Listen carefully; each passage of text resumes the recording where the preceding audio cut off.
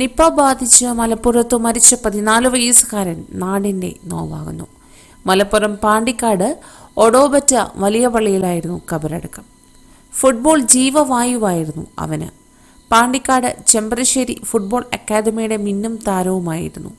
കോച്ചെ, ഞാൻ ഇതുകൊണ്ടാണ് ക്യാമ്പിന് വരാത്തത്. നല്ല വേദനയാണ്. നടക്കുമ്പോഴൊന്നുമില്ല, പക്ഷെ എന്തെങ്കിലുമൊക്കെ തട്ടിയാലൊക്കെ.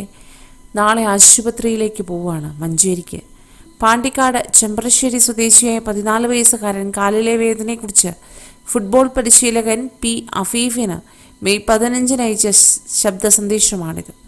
1 മാസം വിശ്രമിക്കാൻ ഡോക്ടർ പറഞ്ഞെന്ന് കാണിച്ച് പിറ്റേന്ന് മറ്റൊരു ശബ്ദ സന്ദേശം കൂടിയെത്തി. കാലിലെ പരുക്ക് ഭേദമായി. അവൻ കളത്തിലിറങ്ങുന്നത് കാത്തിരുന്ന കൂട്ടുകാർക്കും പരിശീലകനും തെറ്റി. അതിനു മുൻപേ നിപ്പയുടെ അപ്രതീക്ഷിത ഫൗളിൽ അവൻ വീണുപോയിരുന്നു. ക്യാമ്പിൽ എത്താതിരുന്നപ്പോഴും വീട്ടിൽ ചെയ്യാവുന്ന വർക്കൗട്ടുകൾ ചോദിച്ച് പരിശീലകനെ വീഡിയോ കോളിൽ വരെ വിളിച്ചിരുന്നു. അണ്ടർ 15 ടീമിലെ സ്ട്രൈക്കറായിരുന്നു. കഴിഞ്ഞ 13-നായിരുന്നു Panthalloor higher secondary school football ടീമിലേക്കുള്ള സെലക്ഷൻ ട്രയൽസ്. 8ാം ക്ലാസ്സിൽ പഠിക്കുമ്പോൾ ടീമിൽ അംഗമാകാനാകാത്തതിൻ്റെ സങ്കടം ഇത്തവണ തീർക്കണമെന്നായിരുന്നു അവൻ്റെ ആഗ്രഹം. എന്നാൽ 3 ദിവസം മുൻപ് 10-ന് രോഗബാധിതനായി.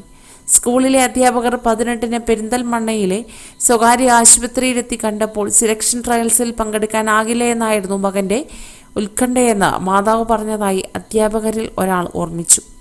13-ന് അവനില്ലാതെ സെലക്ഷൻ ട്രയൽസ് നടന്നു. ഒരാഴ്ചയ്ക്കപ്പുറം ജീവിതത്തിൻ്റെ ബൂട്ടഴിച്ച് അവൻ യാത്രയായി.